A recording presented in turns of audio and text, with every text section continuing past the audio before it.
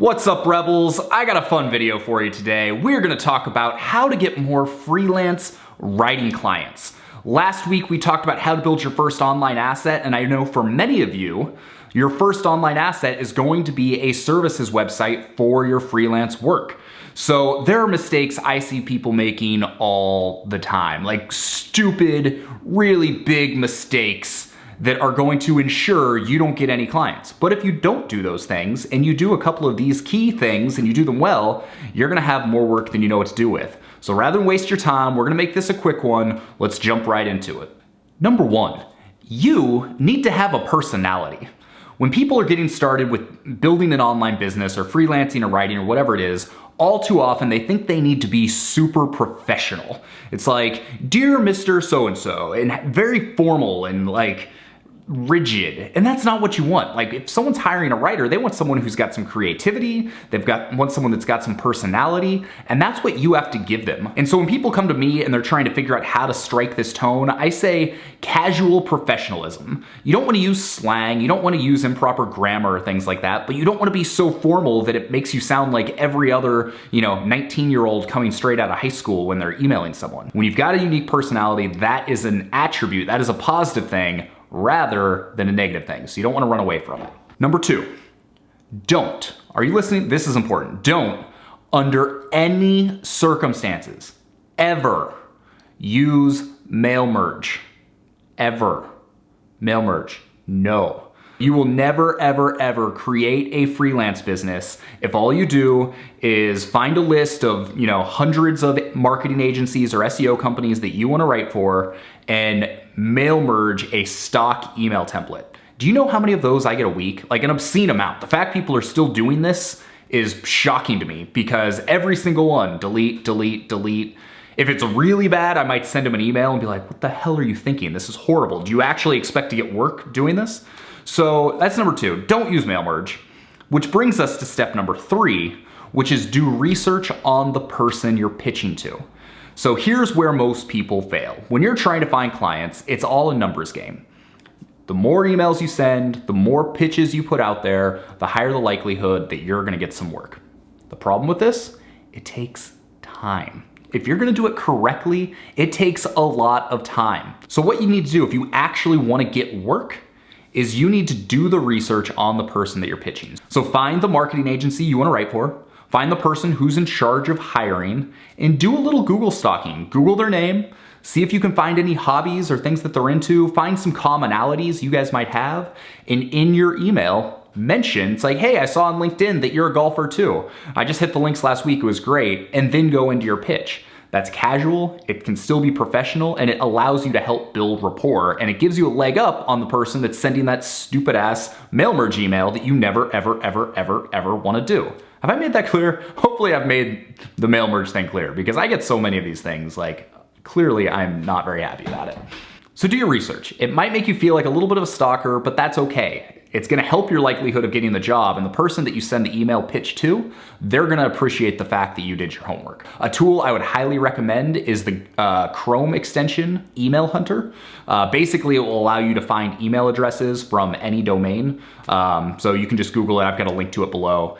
So next up, you need to be consistent with your pitches. And what I mean by that is most people, they'll get their big list, they'll mail merge it, they'll send it out into the ether, and then do nothing, and probably not get a response. What you are going to do is you're gonna take your time, you're gonna do the research like we talked about, we're gonna be kind of casual, yet still professional, and we're gonna consistently send out pitches every single day.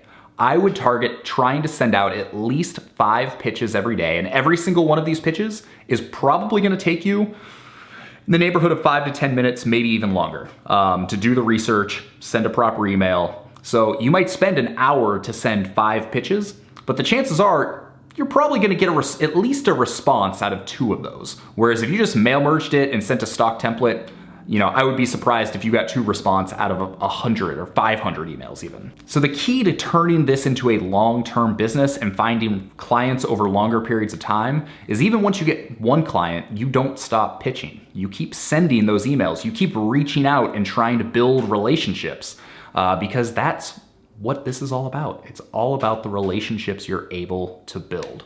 So don't stop doing that. I should also back up for a second. Based on these previous tips, you can probably tell that I think a properly written cold pitch email is one of the best ways to get clients. That's how I've seen a lot of success. That's how a lot of the members of Location Rebel have had a lot of success. But you can go to a site like Upwork where there's job listings and things like that and also have success. The problem is most people just go to Upwork, and Upwork is getting increasingly difficult to find work.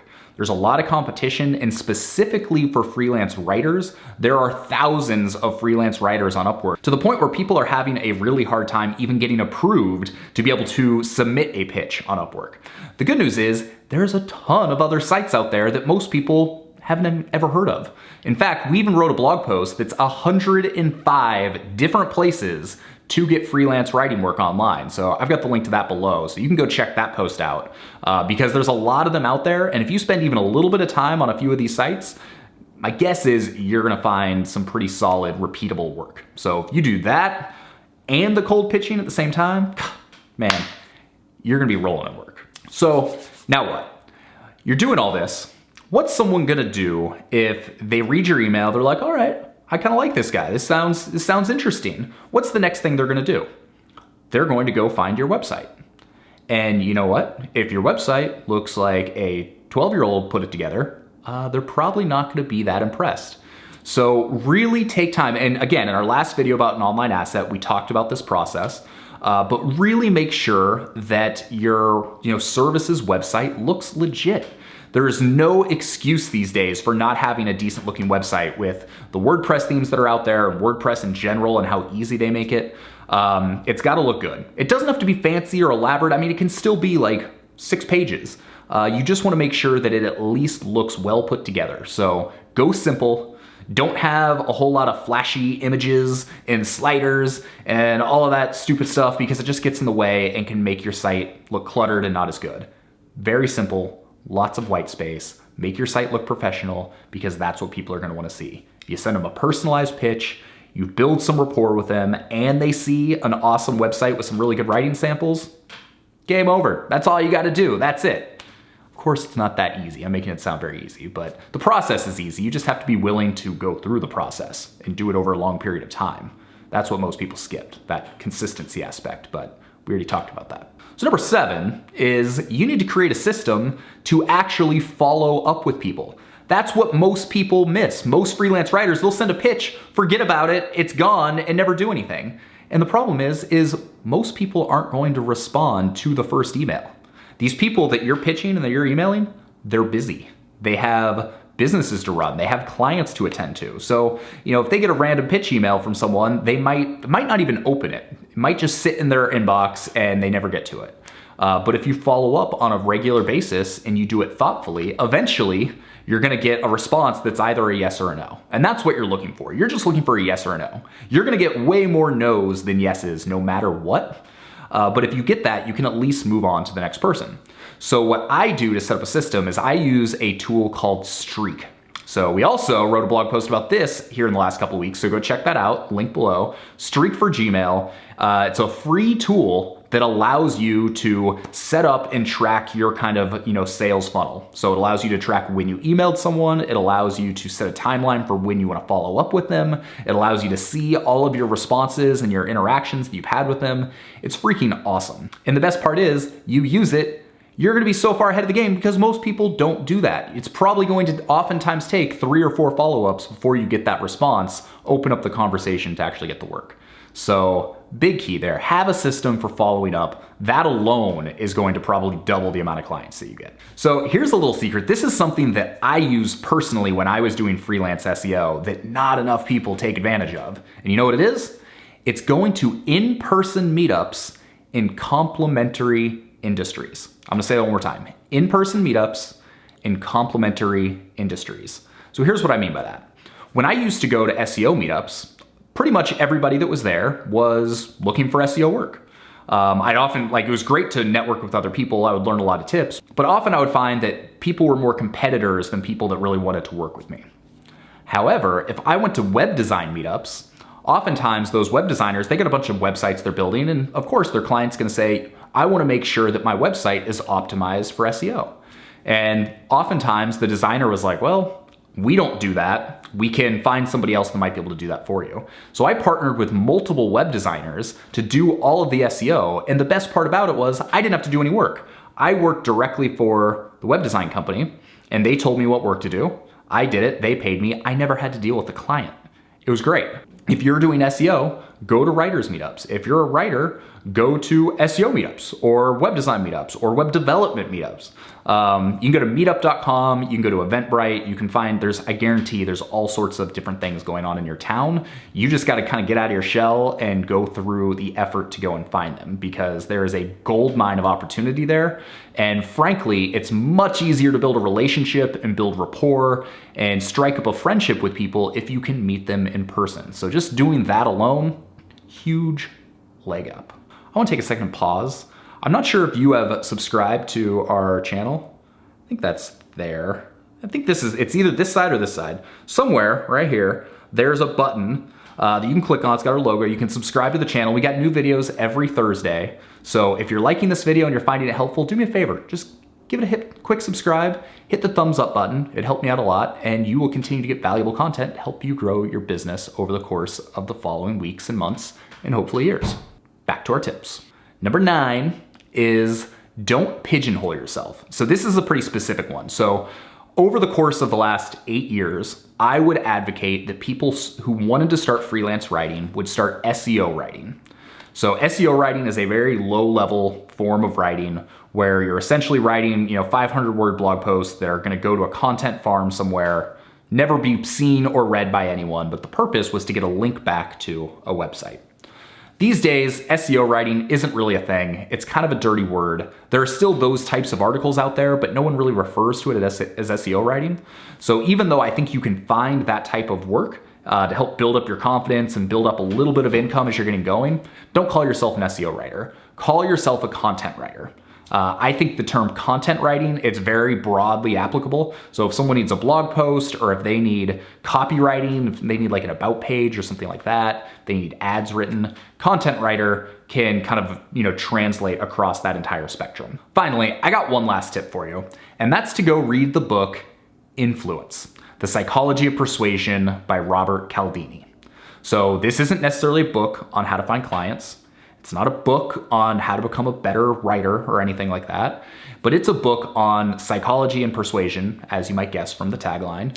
The whole idea is to be able to understand when someone is trying to sell you and how they're doing it, the persuasive methods that they've used. So there's something like 12 different persuasive methods that they talk about in the book.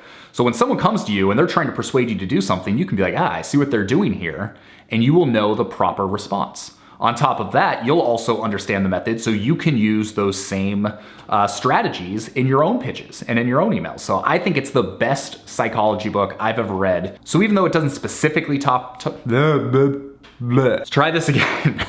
So even though it doesn't specifically talk about how to find clients or how to grow a business or anything like that, the concepts that it talks about are super, super valuable to any business owner. And not even just business owner, they're valuable for anyone who is living a life and has any kind of social interactions with other people. That's it. Quick video for you today. Just wanted to run through these 10 tips. You start doing these 10 things, I promise you're gonna have a much easier time finding freelance clients, finding writing clients. It's gonna make all the difference in the world. Problem is, these things aren't hard to do. They're not difficult to implement, but most people won't do them. That's where you have a leg up. If you actually take this advice and implement it, amazing things are gonna happen. And if you want a little bit of help and accountability along the way, go to locationrebel.com/join. That's our Location Rebel Academy community. We've got over 2,000 members from over 40 different countries. It's the best community of its kind. I'm super stoked on it. So check it out if you want a little bit more help, a little bit more guidance, a little bit more of a framework around how to grow this type of business, because I truly think it's one of the best resources for doing that that's out there. So that's the end of this video. Make sure to hit subscribe below. Make sure to give us the thumbs up. Hit the little bell so you get notified when we got new videos coming out. But with that, I think that's it. We'll see you next week. Like I said, new videos every Thursday. I'm gonna go, I'm probably gonna go edit this video, but I'll see you guys later. Peace. Oh, by the way, one final thing. Did I mention don't use mail merge ever? You got that? Okay, glad we're clear.